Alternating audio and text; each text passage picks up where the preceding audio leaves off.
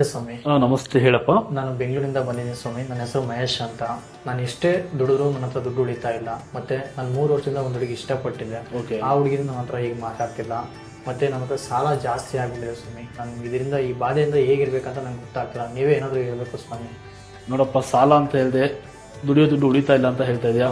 ಇಷ್ಟಪಟ್ಟವರು ದೂರ ಆಗಿದೆ ಅಂತ ಹೇಳ್ತಾ ಇದೆಯಾ? ಮೊದಲನೇದಾಗಿ ನಿಮ್ಮ ಮನೆ ದೇವ್ರಿಗೆ ಹೋಗಿದ್ದೀರಪ್ಪ? ಹಾಂ ಸ್ವಾಮಿ, ಹೋಗ್ಬಿಟ್ಟು ಬಂದಿದ್ದೀನಿ. ಮೊದಲನೇದಾಗಿ ಮನೆ ದೇವರಿಗೆ ಹೋಗಬೇಕು. ಮನೆ ದೇವರಿಗೆ ವರ್ಷಕ್ಕೊಂದು ಬಾರಿ ಹೋಗುವುದರಿಂದ ಯಾವುದೇ ತೊಂದರೆ ಆಗಲ್ಲ. ಮನೆ ದೇವರಿಗೆ ಹೋಗೋದು ಕಂಪಲ್ಸರಿ ಮಾಡ್ತಾ ಇರೋ.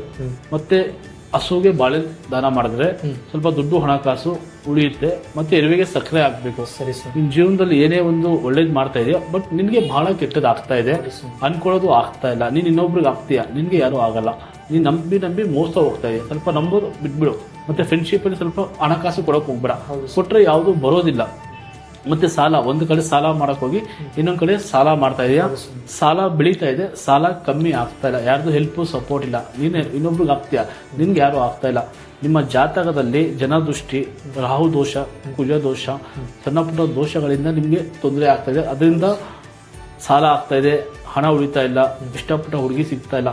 ಇದು ಸಿಗ್ಬೇಕಂದ್ರೆ ಮೇನು 3 ಪ್ರಯೋಗ ಹೇಳ್ತೀನಿ. ಆ ರೀತಿ ನೀನು ಮಾಡ್ಕೊಂಡು ಹೋಗು, ಎಲ್ಲ ರೀತಿ ಒಳ್ಳೇದಾಗುತ್ತೆ. ಏನಂದ್ರೆ ನೀವು ಮನೆ ದೇವರಿಗೆ ಹೋಗಬೇಕು. ಮತ್ತೆ ನಾನು ಕೆಲವು ತಂತ್ರಗಳು ಹೇಳ್ಕೊಡ್ತೀನಿ. ಆ ತಂತ್ರ ಮಾಡುವುದರಿಂದ ಎಲ್ಲ ರೀತಿ ಒಳ್ಳೇದಾಗುತ್ತೆ. ಇಷ್ಟಪಟ್ಟ ಹುಡುಗಿ ಸಿಗ್ತಾರೆ, ಹಾಗೆ ಸಾಲದಿಂದ ಮುಕ್ತಿ ಆಗ್ತೀರಾ. ನಿಮ್ಮ ಜೀವನದಲ್ಲಿ ಯಶಸ್ಸು ಅನ್ನೋದು ಆಗುತ್ತೆ. ನಾನು ಹೇಳೋ ತಂತ್ರವನ್ನು ಮಾಡಿ, ಖಂಡಿತ ಒಳ್ಳೇದಾಗುತ್ತದೆ. ಈ ತಂತ್ರ ಮಾಡಿದ್ರೆ ನನ್ನ ಹುಡುಗಿ ಸಿಗ್ತಾಳ ಸ್ವಾಮಿ? ಖಂಡಿತ ಆಗುತ್ತೆ, ಒಳ್ಳೇದಾಗುತ್ತೆ. ನಾನು ತಿಳಿಸ್ಕೊಡ್ತೀನಿ. ಸರಿನಪ್ಪ? ಸರಿ ಸ್ವಾಮಿ, ಥ್ಯಾಂಕ್ ಯು.